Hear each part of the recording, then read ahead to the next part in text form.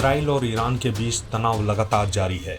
इसकी गूंज पूरे मिडिल ईस्ट में सुनाई दे रही है। ईरान और इजराइल के बीच वार और पलटवार का दौर जारी है। सबसे पहले इजराइल ने ईरान पर हमला किया, उसके बाद ईरान ने पलटवार करते हुए इजराइल पर 300 से अधिक मिसाइलों और ड्रोन से हमला बोला।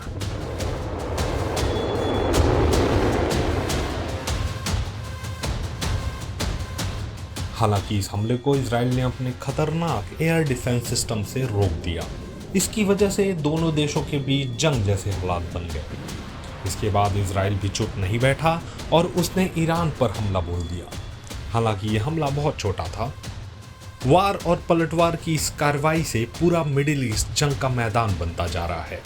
इजराइल और ईरान में जारी तनाव के बीच अब इजराइल के एक एयरक्राफ्ट पर मिसाइल से हमला किया गया है। ईरान से टकराव के बीच इजराइल पर यह हमला किया गया है। लेबनान के ऊपर उड़ रहे इस इजरायली एयरक्राफ्ट पर हमला किया गया है। इस इजरायली मानव रहित एयरक्राफ्ट पर सतह से हवा में मार करने वाली मिसाइल दागी गई है। इस हमले के बाद इजरायली विमान लेबनान के इलाके में जा गिरा है।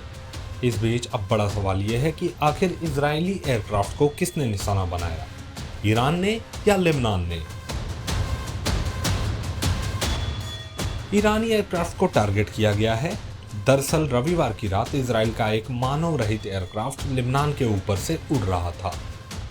इसी बीच उस पर जमीन से हवा में मार करने वाली एक मिसाइल से हमला किया गया, जिसके बाद इजरायली एयरक्राफ्ट लेबनान के क्षेत्र में जा गिरा। इस बीच अब सवाल उठ रहा है कि इजरायली एयरक्राफ्ट पर हमला लेबनान ने किया है या ईरान ने। इसको लेकर फिलहाल कोई जानकारी सामने नहीं आ रही है। बता दें कि लेबनान का संगठन हिजबुल्ला ईरान के समर्थन से इजराइल के खिलाफ लड़ाई लड़ता रहा है। एक दिन पहले ही इजराइल ने लेबनान पर हवाई हमला कर दिया था।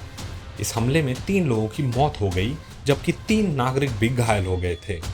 इस हमले में मरने वाले सभी हिजबुल्ला के लड़ाके थे।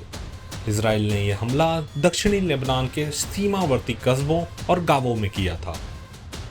इजराइल और लेबनान की दुश्मनी पुरानी है, लेकिन हमास पर हमले के बाद से दोनों के बीच लड़ाई तेज हो गई है। इजराइल हमास जंग के बाद से ही इजराइल ने लेबनान पर कई हवाई हमले किए हैं।